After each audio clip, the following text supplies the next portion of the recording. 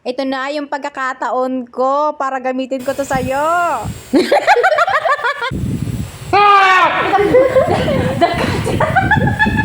Matagal ko na kasing nabili itong pang-shave ni Habi. Gamit na nga niya. Tuwing magbabalak ako na gawa ng review, na-shave na daw niya. Ayaw ko kasi na mabalbas siya kasi masakit nga. Kapag tumutusok sa perlas ng silangan. Charot. Gustong-gusto nga niya yung gamitin. Minsan nga habang nagwo-work lang siya, nakaharap lang siya sa computer, hawak-hawak niya yan at nag-shave. Badik lang. Pwede mo rin kasing gamitin yan kahit na wala kang ilagay na cream. At ang kagandahan dito kasi, rechargeable siya. So kahit na mag-1 to sawa ka mag-harvest ng balbas mo, pwede. At pwede rin yan sa perlas ng silangan. Tignan nyo naman si Habi, oh. Feel na feel yan. Hindi kasi masakit. Tinry ko din to sa kilikili ko. Tapos nga, tinry ko sa mukha ni Daddy. O diba, pagkita sa kilikili sa mukha ni Daddy. At ayan na nga ang na-harvest ko. Ang galing, 'di ba? Pinong-pino. Sa murang halaga nga, na-amaze ako dito.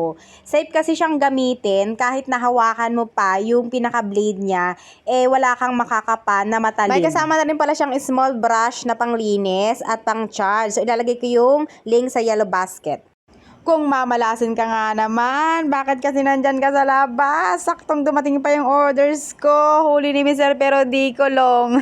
Sabi ko nga sa kanya, masasayahan siya dito dahil ito yung magpapagaan talaga ng buhay ko sa pang-araw-araw. Akala niya kasi mahal ito. Napakamura lang naman ito sa TikTok. 690 ko lang nabili yan. Free shipping pa. O san ka pa? Makakita ng ganyang kagandang vacuum. Akala nga niya maliit lang kasi nga ang mura daw. Hindi malaki siya. Mukhang tatalunin pa ako nito sa higupan at sipsipan Sige, try na natin. Testing. Mas masarap na talaga maglinis ng bahay kapag ganito ang gamit ng vacuum. Mayat-mayat na ako manghihigop ng mga balahibo ng pusa o baka gusto ko talaga si Habi talaga yung higupin ko. Napansin lang ako dahil busy sa games niya. Para-paraan ba? Pero itry naman natin itong long nose. Magiling ito sa sipsipan o, 'di ba? Sip-sip agad. O, ayan, sip-sip ulit. Magaan lang din siyang gamitin kaya hindi mangangalay yung braso mo. Pero yung balakang ko, ngalay na, hindi pa rin pinapansin. Mahaba din yung wire niya. Mas magandang gamitin yung long nose sa carpet. Higop na higop talaga lahat ng buhok ng pusa at ng alikabok. Tignan nyo naman ang nakuha. Mukhang matibay din yung filter nito. Pwedeng yung hugasan at gamitin ulit. Ayan, malinis na ulit.